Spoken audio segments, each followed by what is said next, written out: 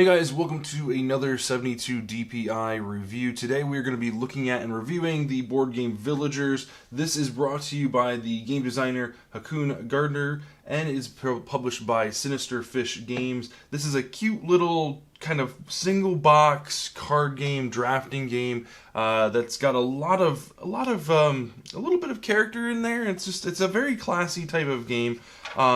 It's not very large, doesn't take up a huge footprint. It's scalable, so it's got a single player all the way up to, I believe it's 5 player, supports up to 5 players. But today we're going to kind of talk about and review the game itself, let you know what I feel about it. We're going to put a score on it and let you guys know if it's something that you should pick up. So, to kind of give you a premise, we've got a game set up for 3 players here. To kind of give you a premise before we jump into the game mechanics and things like that, I want to kind of fill you in on the backstory of the game itself. So you yourself as a human are playing as a farmer slash landowner during the Middle Ages. And this is kind of right after a great plague has kind of wiped out a lot of civilization and a lot of industries have kind of fallen, and you've got these tradesmen and these craftsmen that are kind of just looking to start anew. And they come, certain villagers will come across your land and you want to bring them in and kind of start your own village. And the idea here is to gain as many villagers and to gain as much income as possible and kind of prosper yourself by using the land that you have and the tools and the people that you find on the road. So that's kind of the premise of the whole story itself. It is kind of a cute little story. That's about as far as the story will carry you. There's no story cards or anything like that in here. So let's kind of talk about the gameplay aspect of it first. So like I said, we've got a 3-player setup here. I've got each player set up with a village square card, which on the flip side of it has kind of the two different phases of the game itself. We'll get into that in just a moment, but first let's kind of talk about the different parts of the game that you see here on the table. So right here, this is called the road, and this is, like I said, kind of what you'll find when it comes to the different workers and villagers that you'll find on the road, and you can bring them into your village. Each player starts with a hand of 5 cards. This is a drafting kind of open draft, if you will. There isn't a lot of hidden information unless you draft from these upper row, which are the same villagers. They're just they're different variations and different kind of different levels of each villager. If you look on the villagers themselves, you've kind of got a line of what villagers stack on which. So you're trying to collect sets of a specific type of villager. Over here on this side here, you've got lumberjack, miner, and hayer. These are all basic villagers. They all are hayers. Some of the artwork is a little different, obviously, for each one, but these are all hayers, these are all miners, and these are all lumberjacks. Each one of these within there's a few exceptions in here. Each one of these, like the blacksmith, he works off of a miner. The cooper, he works off of the lumberjack. So in order to play with those cards, you have to have a basic miner first. So what you're looking at here is you're drafting a card, and it's going to your hand first, and then you're playing. So the first the first phase, if you will, is your draft phase. So you're going to draft cards equal to the number of food you have, and that's kind of another kind of part of the game is how much food you have, and how many buildings you have is how many cards you can play. So the more food you have, the more cards you can pick up, and then the more houses you have, the more cards you can actually play out of your hand. There's no hand limit, so you can have as many cards in hand as you want, but there is, like I said, a draft limit and a play card limit, which will change depending on who's playing what. So, for example, if I were to pick up this Thatcher, I would be able to play 3 cards every turn. You always draw 2 and play 2 no matter what. If you have a food token, you get to draft an additional card, so you're drafting 3 up to a maximum of 5. If you have a house card, you can basically play an additional card during that build phase, up to 5 total. So kind of a strategy here is to really kind of pick out these cards that allow you to draft more cards and play more cards early on, so that throughout the entire game you get to play more and draft more, and therefore build a bigger, more prosperous village. So, for example, let's kind of go through here. I get to draft 2 cards. So, let's say I wanted to draft the Thatcher. The Thatcher requires, and it says at the top of the card here, it requires a Hayer. So I have to have a Hayer before I can play this card. So I draft that, and then for my second card, I'm going to draft a Hayer. So I have those 2 cards that are showing as my draft cards, and then at the beginning of the build phase, I pick them up and put them in my hand. Now, the cards that you draft, you don't have to play. You just can go ahead and play down your Hayer, and then you can put your Thatcher down. Each one of these characters can have 2 break-off points. So I can have a Thatcher, and then I can have something else beside it. So whatever, let's say this is a bed builder. So let's say I drafted this card later on. This can go on this side, and now I have my bed builder, and I've got my Thatcher, and I'll benefit from both of those. You can't have a third unless there are an icon up here in the top right corner that has 3 little card icons. Some only have 1, some have 2. It just kind of depends on what you're building. So we'll put those back here. So having the Thatcher in my village, the next time we play, so the next round, I would draft 2 cards, and then I could play 3. So I'm still drafting 2 and then playing 1 additional one from my hand. That is, of course, until I draft something like the Harvester, which is a solitary card. This guy does not rely on a single one of these guys. He's kind of like a solitary, card that you can play. So you could just play him down, and since he has one of these food icons, these red food icons, it allows me to draft another card, again, up to 5. So the next round, I would draft 3 cards because of the 2 that I'm allowed, plus the 1 from the Harvester, and then I would be allowed to play. Then I would be allowed to play 3 cards, 2 thanks to the kind of the default, plus the 1 from the Thatcher.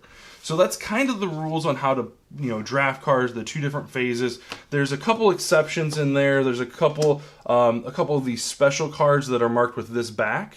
They have special abilities. Some take the role of a specific card that you can play off of. So, like, let's say I didn't have a middle card to kind of branch off of. And you'll kind of notice, speaking to that point, you'll kind of notice that some of these cards require up to 3-4 different cards underneath them. So some of these special cards will allow you to kind of build onto without having that card. So for example, let's say I have this miner in play, right? And I have a Spelunker and a Jeweler, but I can't play neither of these cards unless I have a Seeker. So I need to have a Seeker and then my Spelunker and then my Jeweler. That's how that kind of framework works out. But unless I have that Seeker in play, then I can't actually play these 2 cards. They're actually dead in my hand. So there's a special card in here that allows me to play as if I did have a Seeker, so I put that special card down, and now I can play my Spelunker and my Jeweler. So that's kind of an idea on how the special cards work. There's a whole bunch of different ones. One lets you steal from a neighbor, things like that. Some are worth a certain amount of points. Some are, there's a whole bunch of different ones. But nevertheless, the way you win the game is by having more coin than anyone else at the end of the game. We'll talk about triggering the end of the game and stuff like that. But essentially what you're looking at is there's a couple different ways to gain coins. First and foremost, there are some coins printed on the cards themselves. So like you'll see like the blacksmith is worth 2, this cooper is worth 4, poultry is worth 3, 2, and so on. They've got the gold circle with the 2 or the number what they're worth. So those are worth a specific amount. Now on top of that, you'll also notice that the cooper itself requires a blacksmith to unlock. So this means if you don't own a blacksmith in your village currently, if you play the cooper, you either need to pay the bank 2 coin, or you can pay someone else that has a blacksmith 2 coin. So those coins will stay on that specific villager throughout the entire game. And we'll kind of talk about that at the very end when we're talking about like the actual finishing the game off and getting through and scoring and stuff like that. So like I said, there's a couple different ways to score points. Besides the gold and earning coin on top of your villagers, some villagers like the wood carver here. So this says gold equal to the value printed on one of your wood villagers. So if I had this in my village, I could target the Cooper, and this has got 4 gold printed on the Cooper, so he would be worth 4 as well. The Cooper would be worth 4. Now that doesn't give, if I had this in my village and let's say he had 2 on him, that doesn't mean that this guy is worth 6. Now it only is counting the actual gold that's printed on the card itself, not any gold that would be on top of it or anything like any other alterations like that. So those are just the few ways that you can gain coin. I'm not aware of any way that you can steal coin from opponents. Some characters care about the number of icons at the top of a certain type of character if you collect certain different sets and things like that. So like I said, this is very much a draft and build set collecting type of game. You've got a couple different other things here. Everybody's got a player aid. This kind of marks down how gold is earned, what silver means, and this talks about unlocking and all sorts of good stuff. And it's a good rule to have for kind of the main person, so they can explain things to newer players. They can hand the player aid card to them. Padlock explanations are in here as well. So that talks about the blacksmith, the Cooper needing a blacksmith to unlock essentially. You have a first player card that you pass around every round, and then you have 2-player rules as well as 3 to 5-player rules. And we won't get into the differences between the two. Just know that there is a little bit of difference in there when you go to actually build. So how do we score points and win the game? So there's 2 markets in the game. There is a first market and a second market. The first market will trigger when this pile is empty. When these cards have been removed, the first market will trigger. And these cards get removed in a couple different ways. Mainly, once you draft a card to your hand, at the end of the round, you'll refill from the leftmost pile all the people that weren't selected. And like I said, there's a little bit of variation between the 2-player and the 3 to 5-player game, but essentially that's how that would work. So that's one way that you would diminish cards and piles. The other way is if none of these cards look beneficial to you, then you could basically say, you know what, I'm going to take this hair right here. You could take any one of these from the top of the deck. It doesn't have to be the leftmost, but you could kind of blind draft those, if you will. The nice thing is kind of what you're getting. So if you're working on, for example, going back to our miner situation here, where I've got a miner and I've got the spelunker and the jeweler, but I'm looking for that seeker. I'm not sure where to find it. You can draft this top card here and, oh man, it's not a seeker, but you know that it was an ore character, which is what you're looking for. So you can kind of, by process of elimination, so, at least you're not going oh, I really need a seeker, and you pull up, oh, hey, look, it's a bed builder. I have no use for him. So you can at least have, some idea of what you're building towards. And hey, who knows, maybe that war character will be another person that you'd like, to put down here. So since this Mason isn't the seeker that I'm looking for, but I can still play him on top of another miner because the level above him just all needs to be a miner. So if I play him, now this Mason is worth 2 gold. So I got 2 gold coming at me when we get to the first market. And then I've also get to play an additional card as well because it's got the house. So again, like I said, it's not necessarily a bad thing if it's not the one you're looking for, as long as you're kind of building towards that one goal type of thing. So when you deplete the stack of cards here that is under the first market, so when these are either divvied out here or someone drafts the last one, at the beginning of the next round, the first market will trigger. And what you'll basically count is all the gold that is printed on your topmost characters. So if I had the jeweler showing, he's worth 20 gold, the founders are worth 2 gold, and then you'll also count any gold that is on top of your characters. So if I've got 2 gold on top of my founders, for argument's sake, the founders would be worth 2, and then the coin on top of them would be worth 2. The jeweler would be worth 20, and then the coin on top would be worth 2. So in this example, I would have 26 gold at the end of the first market. You don't remove anything, you don't recount anything, you just mark, and then you basically just add to your gold pile that you personally have from the bank. Going forward from there, the game continues until all the piles are empty, and then the second market triggers.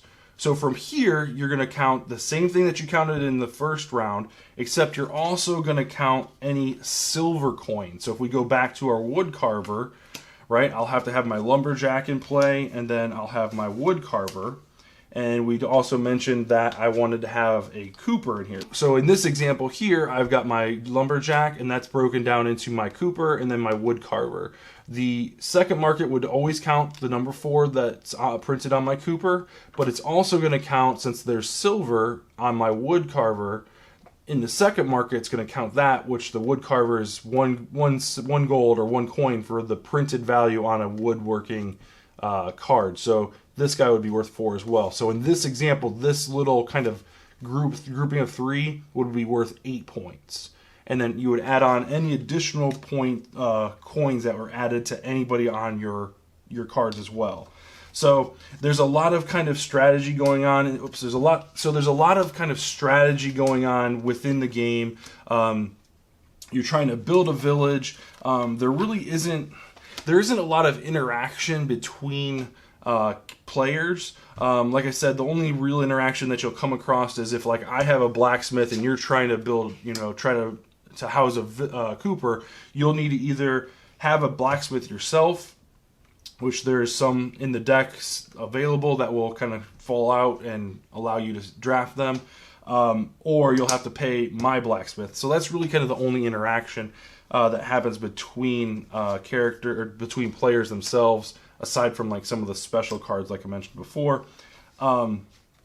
Which is kind of a shame. Like, you don't really feel like you're building a village versus other people. It's kind of like more of a solitaire game almost. And that's kind of the one thing in the gameplay that I would like to see, is a little bit interaction with not just like the special cards, but a little bit more interaction with the main cards, so that it's like you're like, I'm trying to build and prosper, and either taking away or gaining alliances and things like that, building off of your neighboring cities and things.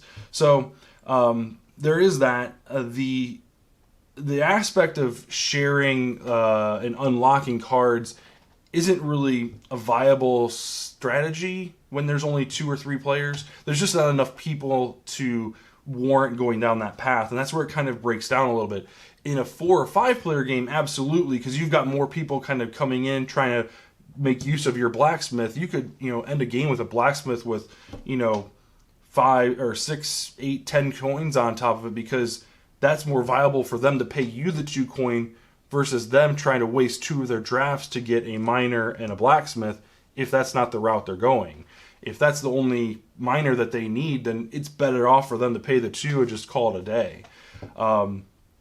So one of the other things that gets better with this game, the more people you'll play, is the fact that you unlock more characters. So when you play with 2 to 3 people, you only play with a limited number. I think there's the 3 main ones, so your wood, hay, or you've got your special, grape, and solitary. I think that's there. Actually, no, I lied. There's one other one. There is the grains. So those are like the kind of the 6. 1, 2, 3, 4, 5, 6, 7. Those are like the 7 that you'll kind of build off of.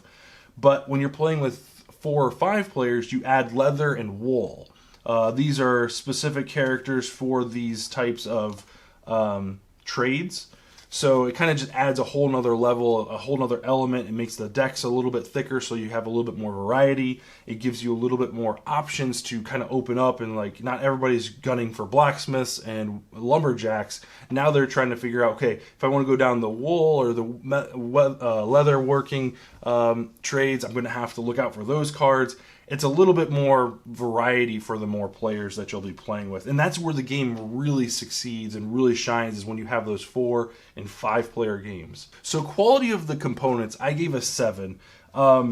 we've played this game a lot. And I mean a lot. There's starting to show wear on the actual cards themselves. So I would definitely suggest if you're going to pick this game up, you'll probably want to pick up some clear sleeves. Not the penny sleeves, but like maybe like I know Dragon Shield makes a really good durable double clear sleeve that you'll be able to still see the back of the card, because that's important. You need to be able to see the back of the card, but also see the front. I would probably suggest picking up some sleeves for this game. This is one of those games that you're going to play a lot. There's really no other components to kind of gain your attention other than the actual coins themselves. So you're shuffling, you're playing, you're moving around, and things like that. So there's a lot of play happening on the cards themselves. They're not just kind of sitting and waiting. There's things are moving. You're putting down different actions. You're moving cards around. So they're going to see a lot of wear. And I wish they were a little bit thicker. The coating on them is semi-gloss, which is, that it could be a lot worse, but it could be a lot better. So my suggestion would be to probably pick up some sleeves if this is going to be a game that you pick up. There's room in the box to support sleeves, so that's good to see. It's not just crammed into a little small card box.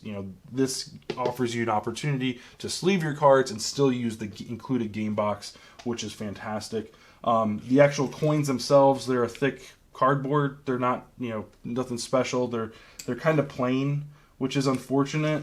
They could have really feel like this could have gone a little bit further. We'll talk about artwork here in just a second, but I feel like as far as quality goes, they're fantastic. There's nothing wrong with them. So would have been nice to see maybe a deluxe version with some kind of metal coins or a little bit more heft to kind of give you that money feel, since that's kind of what they're going for. But cardboard works. So component quality, we'll give it a 7 out of 10. Now, artwork and presentation. This is where I had a hard time giving this a score. I gave it a 6 because while it is cute and quaint and very kind of classy type of artwork and very minimalist, I wish there was a little bit more to it. The coins themselves, there's really nothing to look at here. They don't even, unless you said they were coins, then you just say they might be 100, this is a 100 victory point token. So you really don't know that they're actual coins themselves. And that's kind of where the disconnect would be. This would be great if they would have poured a little bit more R&D into getting, or quality control into getting these into something a little bit more. Even plastic would have offered a little bit more tactile feel than just a cardboard cutout. I understand they were trying to go for like the lowest, possible weight, the lowest possible cost, and things like that. But offering some type of deluxe version, I think that would have gone a long way to make this kind of feel a little bit more like you're a villager or a farmer selling and buying land and paying your villagers and things like that. So as far as presentation goes, the book, the manual is pretty straightforward. It spells everything out. It's got a nice, looking game mat here, so it shows you exactly how your board's supposed to look. It gives you directions as far as what is, on the board, and gives you descriptions and things like that. So you can't really go wrong here with the game setup. There's instructions in here that kind of spell out different villagers and what happens with certain things, and there's really a lot of good information in here, and it's well thought out. It's well played out. It's nice to have because the book isn't a large book, and while there isn't like an insert or anything like that for people to play with, you have on the back of the manual, you have the actual kind of, I guess this would be the insert for the rules, that you could just leave out on the table, and you've got a whole bunch of information here that answers a lot of the questions that you're going to run into. So the round summary is just a great piece of information to have out on the table, and then you don't have to go fishing for an information book because it's printed on the back of it. So that's the benefit for having it printed on the book versus having it as an insert. You don't have multiple pieces of information floating around. You have just the one. So that's the artwork and presentation. Overall, it could be a lot better. I wish the coins really kind of drowned this out for me. I wish the artwork was the cards were a little bit more interesting. It's very very minimalist. So if that's your jam, it's gonna be the artwork is fine. There's just nothing to write home about. There's really not much story here. Like I said, we already talked about it. You're the farmer, the landowner that you're trying to bring in a village, and that's kind of where it ends. As you're building a village, there isn't a benefit for going widespread and having a whole bunch of everything. There's a lot of benefit for having a whole bunch of carpenters and woodworkers and lumberjacks, and like going down a specific path and going super deep with it. You've got to be very, very cautious if you go the wide type of strategy. You got to be very cautious about your gaining points, because a lot of those early characters and villagers are only worth a couple gold each. Whereas if you go deep within like a miner, your spelunker's worth 10, and then when you cover the spelunker up, the jeweler's worth 20. Do you go all in on your ore and your blacksmith and things like that, or do you go wide? There's arguments to be made for both, absolutely. I just feel with a 2 or 3 player game, going wide doesn't make a lot of sense, because there's not a lot of people pulling money from you, or you're not a lot of people that you can pull money from, and diving in, going deep with a specific trade. That's kind of the way I usually play the game. Whereas if you're playing with 4 or 5 players, then maybe going wide might be a better strategy for you. So like the theme of the game, building this village is kind of fun. I wish there was a little bit more. What's the word I'm looking for? A little bit more representation about your village and the village growing and prospering, versus just playing more cards and you see the card pool getting wider. Maybe having some benefit or something like that, like the more villagers you have in play, you start building a village or something to that nature or something. I'm not really sure. But at the end of the day, I gave it a 6. I feel like the story and theme could be carried out a little bit more. But then again, on the other hand, it is just a simple card game. This isn't like a huge in-depth role-playing game, so take that with a grain of salt. Replayability, I feel like this has got a decent replayability. I gave it a 7 out of 10. If you've got a play group of 4 or 5 players, this is a great game. I have to average it out a little bit though, because if you're only playing with 2 or 3 people, then you're never going to see these cards, which is unfortunate, because there's a lot of fun stuff in there. I don't suppose you could substitute those out. I haven't really kind of thought about that yet. So like taking out the grape workers and putting in the wool instead, I haven't really thought that all the way through and how that would impact the game itself. But 2 to 3 players, you're going to run into a little bit of repetitiveness, which is unfortunate, but it is a card game, like I said. So there's only so much in here that you can do and benefit from a 2 or 3 player game. A 4 or 5 player game, on the other hand, adding in the extra cards, knowing that you might run out of these cards before you even get to this stack. This stack is only used once these cards are diminished and you're still in the middle of a round. So being able to play through a game and not see every card in the game, will add some replayability to it. So replayability, I gave a 7. It's kind of the middle of the road. It's not terrible. It's not horrible. It's not fantastic. It's kind of just that. Yeah, it's about average. It's passable, and it's an enjoyable card game to play. So overall, I gave the game a 7, and the reason for it, again, it's not an average of the scores before. It's really a looking at what the game offers and what type of game this is. It's not a very story-driven game. It's more of like a sit down and play, like kind of a warm-up game almost before your big RPG or your big your big D&D session, if you will. This is kind of a very light, casual game that you can either play before or maybe even after to kind of wind down.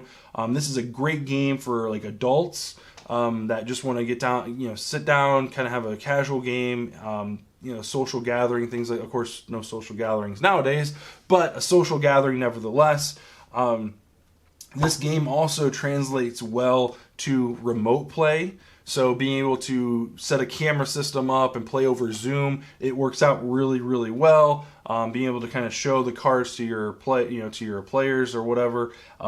Keeping everything on board and on screen would be easy enough to kind of manage. There's not a lot of small pieces and all that. But at the end of the day, I feel like this is a more casual card game. Sit down and have some fun with 4 to 5 people if you've got it.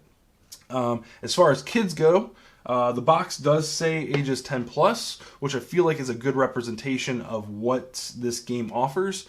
If you go too much lower than that, you're going to run into issues with kind of understanding, some of the more intricate rules, like how you can't play the Cooper unless you have a blacksmith without paying gold to a neighbor or to the bank, kind of thing. Those kind of intricate rules and being able to draft and play cards, I think 10's a good age for that.